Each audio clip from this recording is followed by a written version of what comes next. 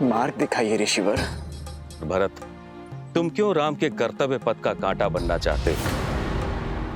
राम तो संसार के हैं, उन्हें क्यों अयोध्या तक सीमित करना चाहते हो? ये आप क्या कह रहे हैं ऋषिवर? भैया के लिए कांटा तो मैं बन गया उनके आनंदमय जीवन का। यदि मेरा प्रेम निश्चल है, यदि मेरे भीतर आप सत्य देख रहे हैं, तो मुझे मेरे राम भैया का पता बताइए। उन्हें उनके उचित स्थान अयोध्या में लौट आने का मार्ग बताइए। अन्यथा मेरे जीवन का कोई अर्थ नहीं है। मार्गदर्शन दीजिए। अद्भुत है तुम्हारा समर्पण, तुम्हारा प्रेम, जिसे संसार कालांतर तक स्मरण रखेगा। राम लौटेंगे या नहीं, ये वो निश्चित करेंगे, लेकिन उन तक पहुंचने का मार्ग मैं तुम्हें बता देता हूं।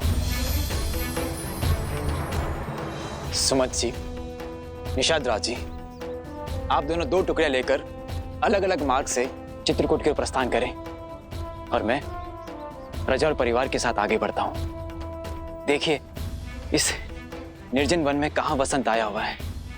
अवश्य भैया वहीं होंगे।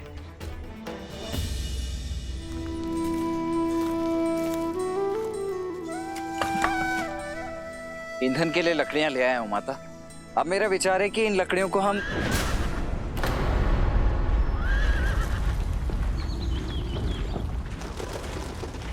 अवश्य कोई संकट निकट है। आप चिंता मत कीजिए, मैं अभी देख कर आता हूं।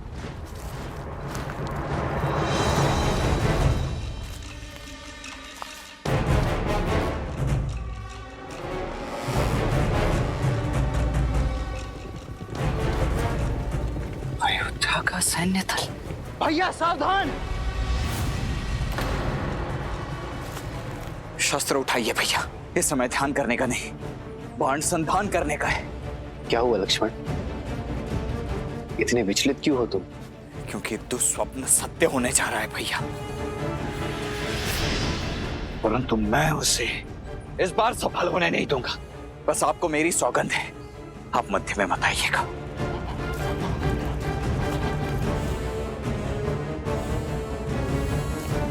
क्या हुआ लक्ष्मण? कौन आया है? वही भैया, आपका प्रिय भरत। क्या मेरा भरत आया है?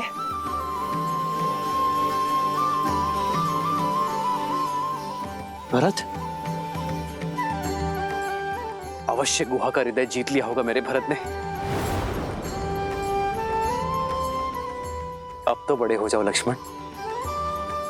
क्या बचपन की भांति अब भी मेरे प्रेम के लिए भरत से लड़ने को सज्ज हो तुम? आपका मन इतना पवित्र क्यों है भैया? देखिए भैया, देखिए, आपका प्रिय भरत अकेले नहीं आ रहा है, अपने साथ संपूर्ण सैन्य दल को लेकर आ रहा है।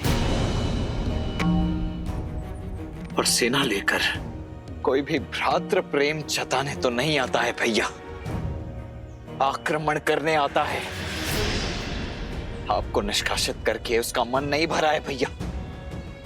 और फिर अयोध्या के मन में अब भी बसे तो आप ही है ना भैया। इस बात को सहन नहीं कर पाएगा, वो नहीं कर पा रहा है।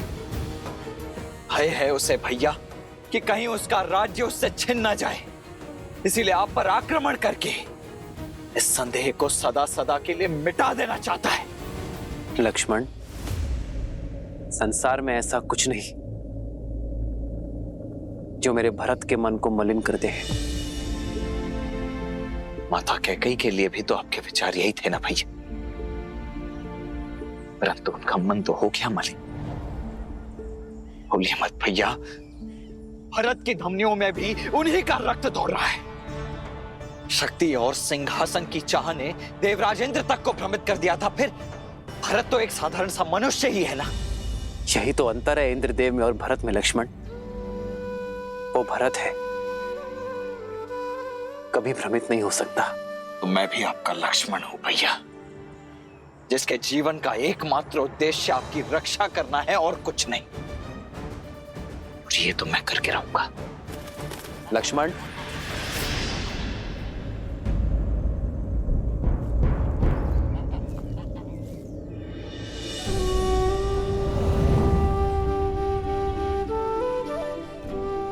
तुम्हारे सामर्थ्य पर तनिक भी संदेह नहीं है मुझे लक्ष्मण, किंतु आवेश में आकर बिना उचित अनुचित का भेद जाने यदि तुमने भरत के प्राण ले लिए तो क्या उसे पुनः जीवित कर पाओगे तुम? आंखों देखी स्थिति झूठ नहीं होती है भैया। सत्य दृष्टि और श्रवण से परे होता है लक्ष्मण।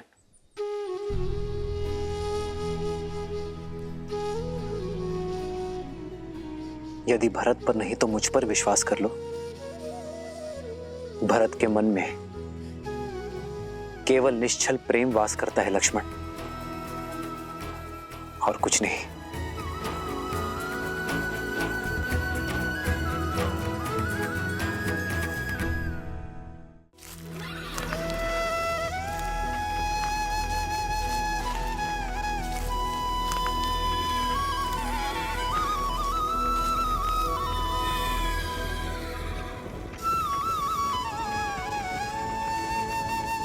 भरत भैया,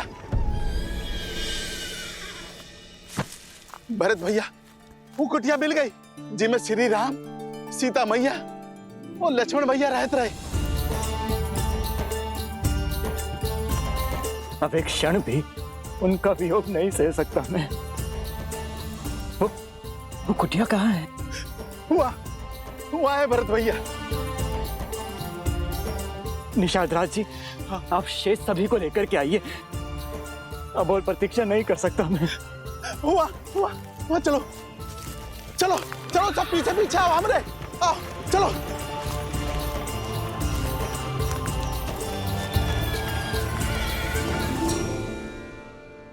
आओ लक्ष्मण भैया। भाभी माँ, आप ही समझाइए ना भैया को। समझने की आवश्यकता तो तुम्हें है लक्ष्मण।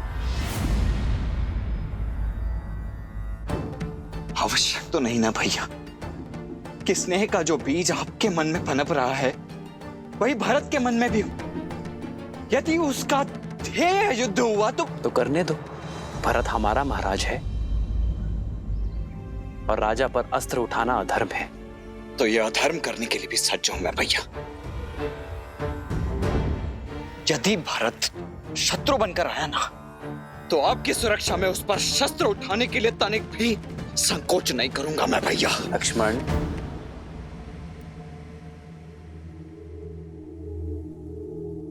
राम भैया,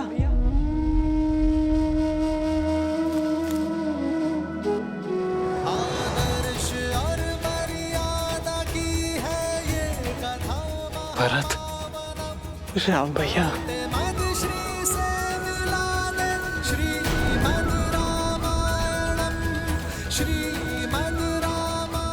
मेरा भरत।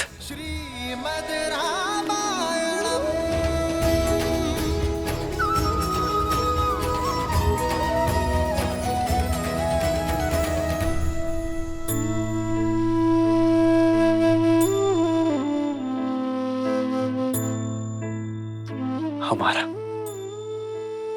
अयोध्या का महाराजा भरत। आप महाराज मत कहिए भैया।